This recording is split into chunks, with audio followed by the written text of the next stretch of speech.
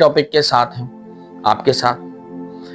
मैं ही क्यों और मैं क्यों नहीं। जब भी हम किसी के साथ अच्छा होते हुए देखते हैं, जब भी हम किसी को सक्सेसफुल होते हुए देखते हैं, या हम ये देखते हैं कि कोई आगे बढ़ रहा है जिंदगी में या उसको कंसेक्यूटिव बहुत कामयाबी मिलनी है, तो हमारे जहन में बेशक तो ये बात निकलती है कि मैं क्यों नहीं।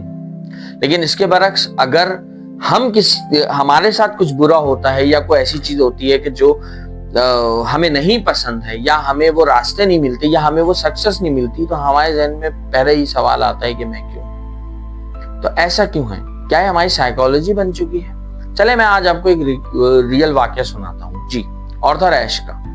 आर्थर एश एक टेनिस प्लेयर थे जिन्होंने यूएस ओपन, ऑस्ट्रेलियन ओपन और विंबलडन ओपन चैंपियनशिप जीती थी। 1983 में कुछ बीमारी के दौरान उनको खून ट्रांसप्लांट हुआ, जिसके जरिए से उनको कोई बीमारी लाहक हो गई।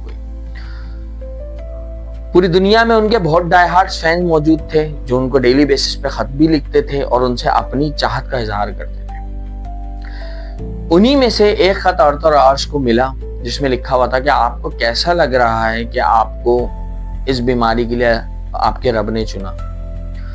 तो आर्थर एश ने एक तारीखी रिप्लाई दिया जो कि शायद आप लोगों की जिंदगी बदल देगा। आर्थर एश ने उस रिप्लाई में लिखा कि आपको पता है कि दुनिया में 5 मिलियन लोग ऐसे हैं कि जो टेनिस खेलना चाहते हैं, और उनमें से 5 लाख वो हैं कि जो टेनिस खेलना सीखते हैं, और फिर उनमें से 50,000 वो हैं जो किसी सर्किट के अंदर या किसी टेनिस कोर्ट के अंदर जाके खेलते हैं, और फिर उनमें से 5,000 वो हैं जो किसी इंटरनेशनल लेवल के ऊपर या किसी डोमेस्टिक लेवल के ऊपर जाके खेल पाते हैं। फिर 50,000 लोग इंटरनेशनल लेवल के ऊपर खेलते हैं, और उनमें से 10,000 लोग ऐसे हैं, 10 लोग ऐसे हैं तो जिसकी चैंपियनशिप का पार्ट बनते हैं, फेमस चैंपियनशिप का। और उन 10 लोगों में से भी फिर 4 लोग निकलते हैं कि जो कि सेमीफाइनल में पहुंच पाते हैं, और उन 4 में से 2 लोग ऐसे निकलते हैं जो कि फाइनल में पहुंच पाते हैं। तो जब मेरे रब ने मुझे उस फाइनल की अचीवमेंट के लिए चुना, जब मुझे मेरे रब ने चैंपियनशिप दी,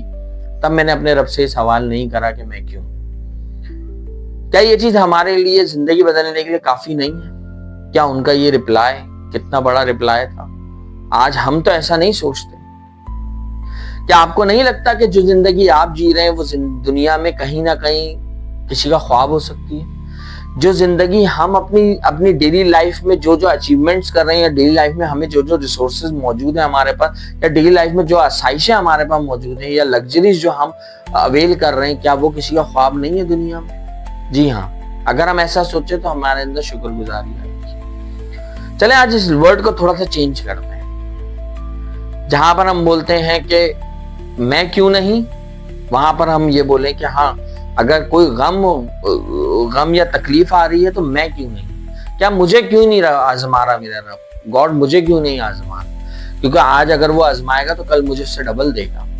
इसी तरीके से किसी को खुशी मिल रही है तो हम ये भी जानने की कोशिश करें कि वो क्यों, वो ही क्यों, उसका भी रीजन हमारे साथ जुड़े, तो हमें पता लगे कि हाँ, क्या रीजन है कि जो उसको मिल रहा है, तो हम भी अपने अंदर वो इंप्रूवमेंट्स लेकर आए और अपने अंदर वो पॉजिटिव चीजें लेकर आए। बात बड़ी सिंपल सी है दोस्तों। जब इंसान को कोई भी खुशी मिलती है, पुरसुकून होता है, वो उसके अंदर मेहरबानी आती है। इसी तरीके से अगर इंसान की कोई आजमाइश आती है तो वो उससे स्ट्रांग बनता है। एक ह्यूमन बीइंग होने का भी एहसास इंसान को तब होता है जब आपके अंदर वो फीलिंग आए, चाहे वो दूसरों के दर्द की हो, या आपकी खुशी की हो, या दूसरों की खुशी की हो, या आपके दर्द की हो।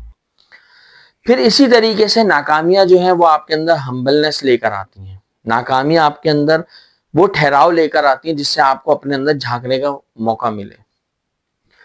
और कामयाबियां ऑफ कोर्स आपके को लोगों के सामने रोशन करती हैं, ग्लो करती हैं, और इन्फ्लुएंस करती हैं दूसरों को कि वो आपकी तरह बने या आपसे कुछ सीखें। तो जरूर इसके ऊपर आप नजरसानी करें कि मैं ही क्यों और मैं क्यों नहीं, या मैं क्यों या मैं क्यों नहीं। ठीक है।